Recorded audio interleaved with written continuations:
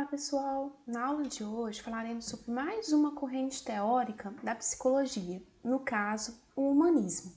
A leitura indicada para que você consiga acompanhar o conteúdo dessa aula é o capítulo referente ao humanismo da apostila de Psicologia do Desenvolvimento e da Aprendizagem que está postada no SIGA. Então, gente, o humanismo é uma corrente teórica da psicologia que ela tem como principal foco o sujeito. Ela parte do princípio que o ser humano é o principal elaborador do conhecimento e essa elaboração de conhecimento, neste processo, tem muita importância tanto as relações interpessoais como a experiência do indivíduo. Então, o humanismo, ele é uma corrente que dá destaque tanto à vida psicológica quanto à vida emocional da pessoa. O humanismo, ele tem como característica também o fato de ter uma visão positiva, uma visão humana do ser humano. Para os humanistas, o ser humano ele é bom e ele tem uma capacidade de se autocompreender e resolver os seus problemas. E essa capacidade está muito ligada ao ambiente no qual esse ser humano vive. Quanto mais propício é o ambiente, mais o ser humano tem para se desenvolver. O humanismo, ele dialoga com uma corrente da psicologia que a gente chama de psicologia existencial, que de certa forma também está ligada à filosofia existencial. Lembra que no semestre passado nós falamos a respeito do Nietzsche, do Sartre? Então, a psicologia existencial, ela vai buscar lá na filosofia, quando alguns filósofos eles começam a questionar o propósito da vida, se a vida tem algum objetivo definido.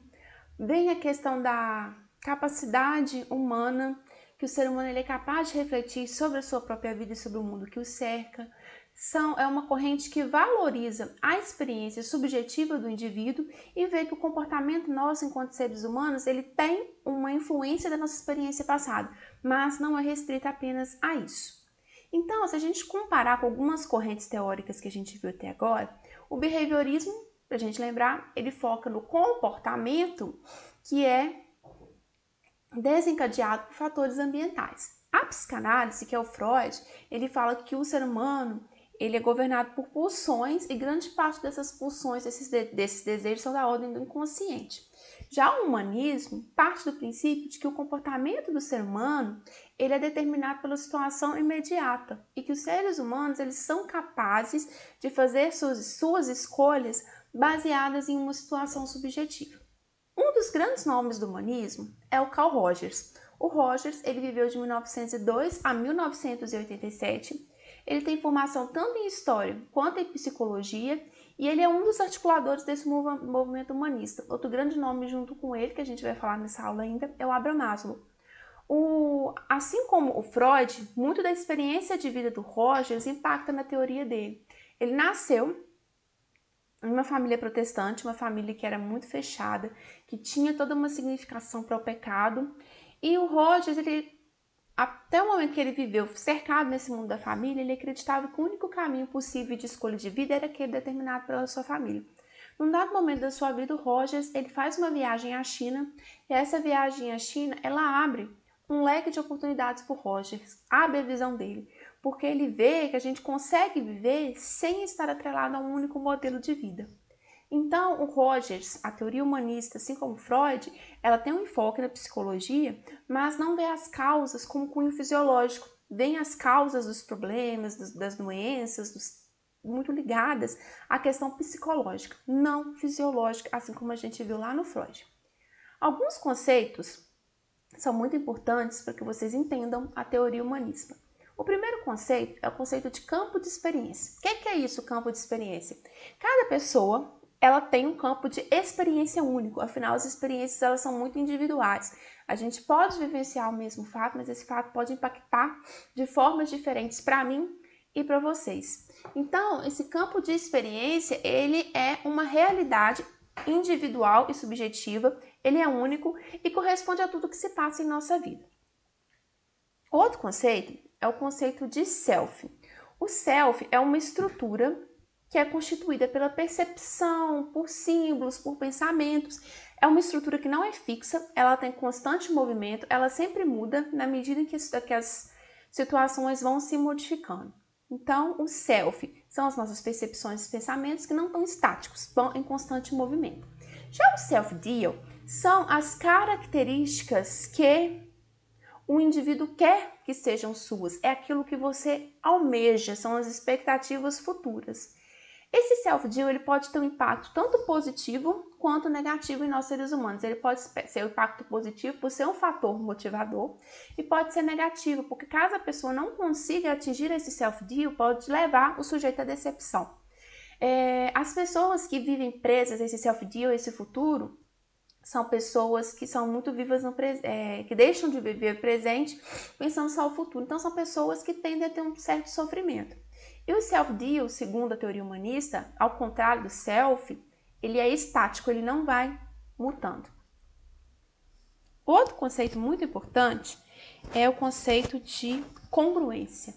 O que é congruência? Congruência é quando a gente consegue expressar de forma clara, de forma cristalina, aquilo que a gente sente, aquilo que a gente é.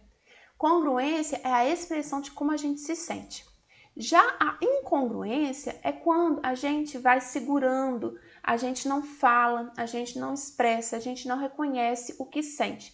Então, quanto mais incongruente a gente é, mais gera na gente tensão, ansiedade, confusão interna.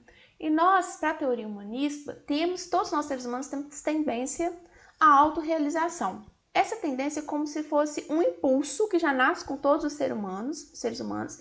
É aquilo que faz a gente progredir, a gente crescer, a gente amadurecer. É algo básico e geral. É como se fosse, por exemplo, uma semente. Se uma semente cai na terra, ela vai ser primeiro um brotinho, ela vai crescendo, ela vira uma árvore grande, depois ela dá frutos.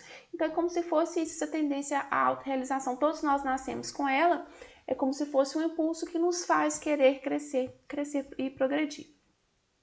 A gente também, para os humanistas, tem uma necessidade de consideração positiva. Então, o ser humano, ele é um ser que precisa de amor e precisa de ter essa consideração positiva. Então, para o Carl Rogers, por exemplo, a criança ela não é guiada, por exemplo, pelo caráter agradável ou não dela tomar uma determinada situação, mas pela promessa de afeição que a decisão que ela toma leva. Então, todos nós precisamos de amor, precisamos de ser aprovados pela teoria humanista. Precisamos ser respeitados e amados pelos com os quais nós convivemos. E esse processo de ser amado, essa necessidade da gente ser amado, de ser reconhecido pelo outro, muitas vezes pode fazer com que a gente não seja congruente, ou seja, exprima os nossos sentimentos, que a gente faça uma repressão desses sentimentos, que a gente acabe ignorando, negando alguns aspectos de nós mesmos. E a gente faz isso de forma que a gente não consegue perceber. Ao mesmo tempo que a gente quer ser muito amado e reconhecido, em muitos casos, por a gente não se expressar quem que é, a gente é incongruente. A gente acentua essa nossa capacidade de não falar, de não se expressar. E isso, pela necessidade, às vezes, da gente ser aceita, a gente pode acabar ocorrendo um certo sofrimento. Então, quando há uma discrepância entre o pensamento do indivíduo e suas crenças e valores, e isso não toma, a maioria das vezes, não é consciente, gera um processo de ansiedade. Os humanistas também defendem que nós devemos viver plenamente, que a vida é um processo, que a vida não é você chegar em algum lugar, mas você se colocar à direção de algum lugar, em movimento. Ao longo da nossa vida, a gente busca satisfação do nosso organismo. E para os iluministas, a gente tem que sempre confiar nas nossas potencialidades e procurar se autoconhecer. As pessoas que vivem plenamente pela corrente iluminista são aquelas que têm a capacidade de decidir por si mesmas, é aquelas que escolhem os seus caminhos, não aquelas que têm pessoas que decidem por elas. Então, a capacidade da gente ser congruente e a capacidade da gente decidir por nós mesmos é algo que impacta muito nesse viver plenamente. Para que a gente se desenvolva e cresça de forma pessoal, 3 aspectos são muito importantes para os humanistas. Primeiro, expressar os nossos sentimentos, ou seja, a congruência. Segundo, que é a empatia, ou seja, a capacidade da gente se colocar no lugar do outro, ver aquilo que o outro passa, que às vezes a gente mais julga do que a gente é empático. E o terceiro é a aceitação incondicional. O que é essa aceitação incondicional? não é necessariamente eu aceitar a pessoa de uma forma integral, porque tem uma questão de choque de valores, nem todo mundo é igual, mas eu saber respeitar o outro como ele é. Não é concordar que a Maria gosta de rosa, mas eu aceitar que a Maria gosta de rosa e conviver com isso. E, segundo os humanistas, essa aceitação incondicional é um tipo de amor que mais promove o crescimento de nós seres humanos. Então, todo o organismo humano, ele é faminto por congruência, empatia e aceitação. A gente tem que ser a gente mesmo, pois quando a gente consegue ser o que nós somos, a gente gera prazer e isso é algo que alimenta a nossa sobrevivência emocional. O Carl Rogers ele tem contribuições para a educação, é a teoria da não diretividade. Essa teoria ela ganha palco na década de 1960. O que é essa teoria? O que é a contribuição de Rogers para a educação? Para ele, a gente não pode ensinar nada, porque o verdadeiro conhecimento ele é fruto da descoberta, da experiência individual, é um processo contínuo de buscas. Aprender está atrelado a viver. Então, o que é essa não diretividade? A aprendizagem do aluno, ela partiria da escolha do que ele vai ensinar, do material, do seu ritmo de ensino. Essa aprendizagem não seria imposta, por exemplo, hoje você vai aprender com ação de primeiro grau, de forma nenhuma, sendo que o próprio estudante, a partir de situações problema, ele vai criando a sua trilha de aprendizagem e contribuindo nesse processo de aquisição de conhecimento. É o ser humano buscando por si, não de forma imposta. Para o Rogers, todo ato de aprender deve ser significativo para o aprendiz. Quando a gente ensina algo que está ligado ao mundo, que tem significado para a pessoa, impacta muito mais do que ser algo solto. E o professor ele deve buscar ser uma pessoa e não a corporificação de um ideal, um ser que está isolado, detentor do conhecimento. Ele deve saber ajudar nesse processo de dialogar com o aluno, porque a transmissão do conhecimento para a teoria humanista também está ligada às boas relações entre professor, aluno, aluno e aluno. Enquanto a gente não tem um bom clima organizacional, vamos dizer assim, isso impacta na forma com a qual a gente aprende. O Rogers ele propõe alguns princípios de aprendizagem, vou passar rapidinho por eles. Segundo o Rogers, todos nós seres humanos aprendemos naturalmente, não adianta você negar que você, eu não aprendo, isso não existe, todos nós aprendemos. E a aprendizagem, quando é significativa, quando parte dos propósitos de algo do estudante, ela tende a ser mais efetiva. O ato de aprender culmina na mudança na nossa percepção, enquanto quando a gente envolve essa mudança de percepção de nós mesmos, mudança de ponto de vista, pode ser que se encontre resistência. A maior parte da aprendizagem se dá no fazer, no estar envolvido com algo concreto, não ser tão teórico. A aprendizagem é facilitada quando o estudante participa ativamente do seu processo, que envolva todos os indivíduos.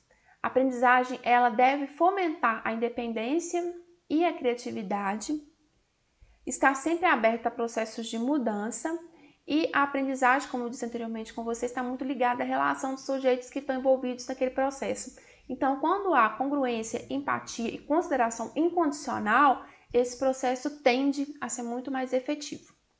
Outro grande nome do humanismo é o Abraham Maslow, que vocês estão vendo aí na figura. E a grande contribuição do Maslow é essa pirâmide que vocês estão vendo aqui do lado, que fala das nossas necessidades enquanto seres humanos.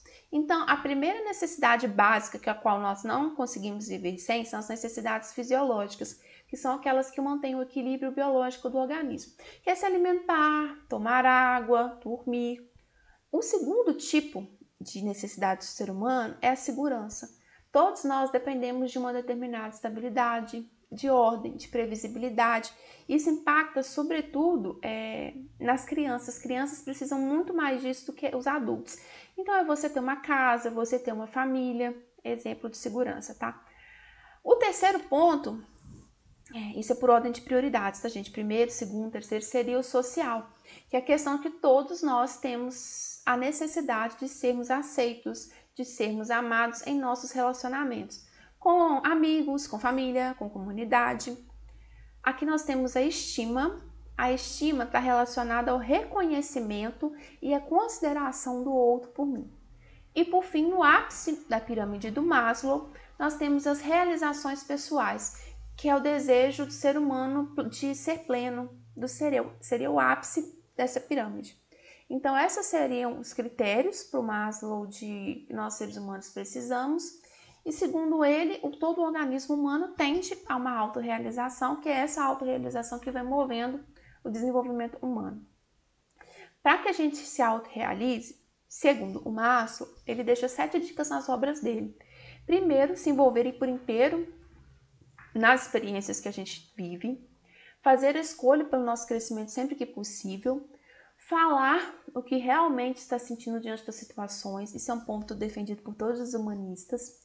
Na dúvida, seja honesto, ouça e dê valor a você, aos seus próprios gostos, use da sua inteligência, livre-se de ilusões e noções falsas, assuma suas capacidades e fraquezas, descubra quem você é.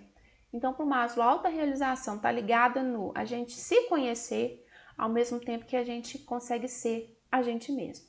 O Maslow também ele deixa algumas contribuições para a educação. Para ele, o principal papel da educação é mostrar o quanto a vida é valiosa. E a escola é o lugar onde as pessoas podem encontrar a si mesmas e aquilo que elas gostam. Ensinar é mostrar uma admiração pela vida. É importante que o professor, nesse processo, nesse relacionamento com o aluno, ele observe se as necessidades básicas dos alunos elas estão sendo satisfeitas. É preciso um controle, mas controle não é sinônimo de repressão. Ensinar com que o aluno lide com problemas reais e que o professor deve ser receptivo. O humanismo ele bate muito na tecla do eu. Então, ele dá muita importância à autorreflexão, à autoavaliação, à reflexão sobre experiências, sobre o erro, e são pontos que você encontra nas contribuições de Maslow para a educação. Então, gente, na aula de hoje a gente viu um pouquinho do humanismo, que é uma corrente teórica que defende muito a questão do eu. Eu acho que é uma teoria que nos faz refletir muito sobre a forma com a qual a gente leva a nossa vida. E eu gostaria de fechar a aula de hoje com alguns pensamentos do Rogers, tá? A vida não tem de melhor, é um processo que flui, que se altera, nada é fixo. Quanto mais aberto eu estou às realidades em mim e nos outros, menos me vejo procurando, a todo custo, remediar as coisas. A única coisa que se aprende e que realmente faz diferença no comportamento da pessoa que aprende é a descoberta de si mesmo. Então, gente, fechando com essas frases do Rogers, fica a dica humanista, né, da gente tentar olhar um pouquinho para a gente mesmo, para os nossos sentimentos, para o que a gente quer, para a gente tentar ser congruente, ao mesmo tempo que a gente seja empático e veja a questão do processo de autoaceitação. A atividade da semana tá lá no Siga Já para vocês darem uma analisada numa situação que está sendo muito discutida nos últimos dias, que é a questão de como que está se desenvolvendo essa edição do Big Brother, e eu acho que a teoria humanista tem muito a ver com isso. Então, dê uma olhadinha na aula, leia o texto, vejam o que o Rogers e o Maslow falam, tá? E eu espero que esse conteúdo tenha sido útil para vocês. Qualquer dúvida, eu estou à disposição e até a nossa próxima aula.